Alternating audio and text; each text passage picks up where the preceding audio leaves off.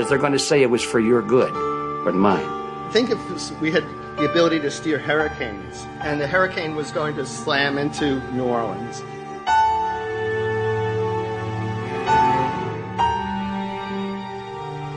And let's say you could steer it so it would hit Mississippi instead, where for 100, that means I would be willing to more or less kill 18 Mississippians to save 1,800 New Orleanians. And if you do that knowingly, are you murdering those 100 people? And there's all kinds of equity issues there.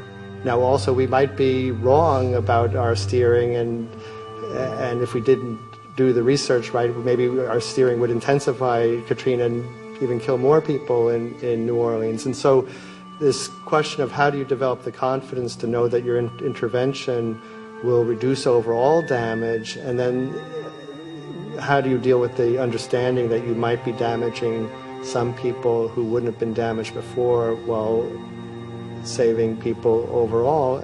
The spraying appears to be mostly in NATO countries. I've seen it here in the United States, I've seen it in England, I've seen it in Scotland, I've seen it in Canada, and I've had reports from people who live in France. There's a grouping, there's a political grouping here of some sort. It's international in scope. It's not just an American phenomenon, it's international. And anybody that wants to investigate that, I think, has to take that fact into consideration. They're going to find a political grouping and a political motive here. But in my humble opinion, it's not in your good or mine at all. I don't know what it is, but we'll soon find out.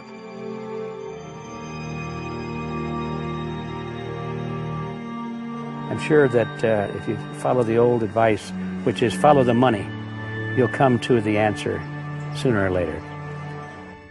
Soon we realized that we all shared the same need to get this information out there, to share with the public, to let people know what is being done. Ed felt so passionately about the issue, he offered to help us. Well, the main thing now, since it looks like the budget is going to be met, is to get it done well. We don't come off the tree knowing any answers at all. Yeah, we're not scientists. We're just asking questions, exactly. And we've got to be very skeptical about the answers. That's it's totally accurate, totally honest. Why can't people see this?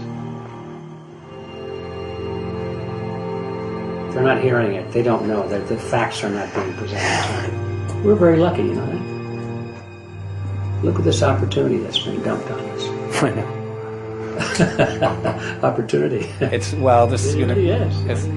This is going to be a battle. I know that. A challenge and a battle, but I mean, why are we here if it's not for that? We're going to go to a short break with PJ. Foxy, PJ. I go to get him all tomorrow, so it's going to be you for the moment. I'll call him again. So. Sounds good. I saw the sky crisscross with chemtrails, and I can't remember if it was in L.A. or if I was on the road, but I had looked up one day, and I thought, look at that. That's not the flight path, man.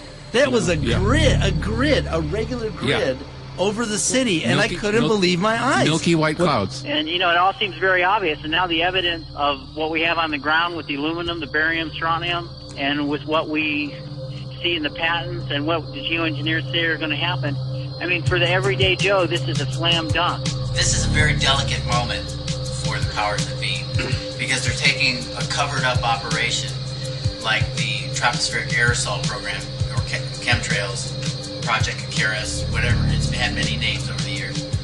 And they're making it over into a geoengineering scientific shield to deflect sunlight, because global warming's out of hand. So at this very moment, the belly of the beast is right above us with no armor. Whether people believe in chemtrails or not, the geoengineering should be scary enough. And when people learn about geoengineering, chemtrails will then become apparent because they're the same. So you're talking about global conspiracy here. Geoengineers propose doing this on a global level. Off to Redding, California. Guess this is the second step after the AAAS meeting. We'll see what we find.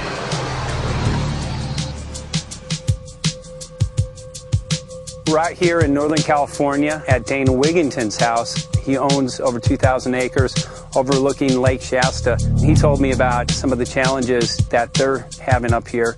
Let's go and talk to Dane. We'll see, what's going on his property. We'll see what he's going through and also what action he's taking based on the test results that he has.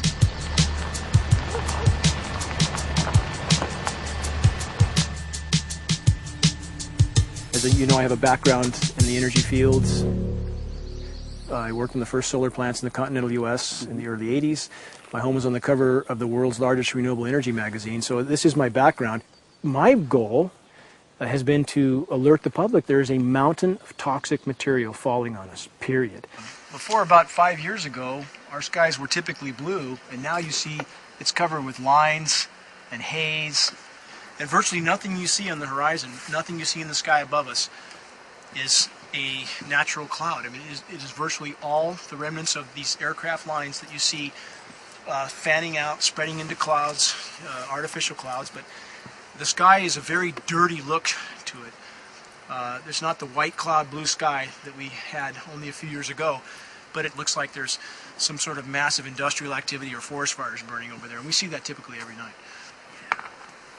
You see even down to ground level, the clarity drops off significantly, and we don't see that except for the days when we have these long, lingering trails that spread and cover the whole sky, and on certain days you can see these trails actually dropping vertically like a veil.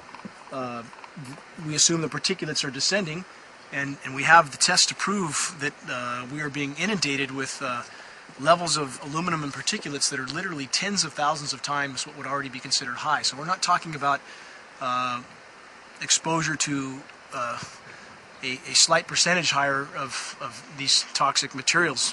We're talking about quantities, for example, off the side of Mount Shasta. If you can pan back, that's a landmark in Northern California, considered to be a pristine water source. Aluminum or snow sample off the side of Mount Shasta tested 61,000 parts per billion. This is just ordinary snow water, and people are drinking this stuff when they're hiking on the mountain. And remember, government action is required at 1,000. This is 61 times over the government limit, and our hikers are drinking this poisonous water on Mount Shasta Mountain itself. God. Barium, 83. Strontium, 383. So this summer, the people climbing are drinking poison. Basically. I certainly wouldn't want to drink 61,000 micrograms per liter of aluminum. And again, we've already seen in 5 years soil pHs in this area that have